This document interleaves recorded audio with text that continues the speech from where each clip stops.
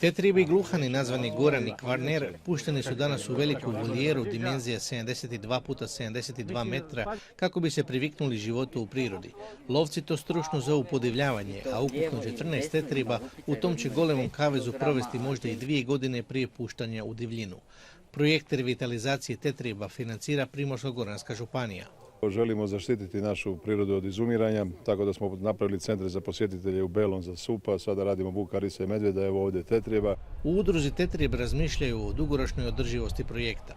Što se tiče budućnosti, ovaj program nije samo u smislu da se financira iz donacija, nego i iz fotolova, znači da se i udruga sama financira. Tetrib gluhan u Hrvatskoj nije lovna divljač, a ugrozili su ga krivolov i sve veći broj predatora. I to u prvom redu divlje svinje kojim jedu jaja jer se tetrib gnjezdi pri tlu. Ilegalno je lovimo, kako sam ja u lovstvu već 45 godina, nismo pucali tetriba. I nećemo ga pucati dok zaista brojno stanje ne pokaže da se on može reproducirati, a da ga ne ugrozimo kao vrstu. Lovci kažu tetrib se u Hrvatskoj neće loviti još desetljećima, jer je potrebno barem 30 godina da se njegova populacija dovoljno obnovi.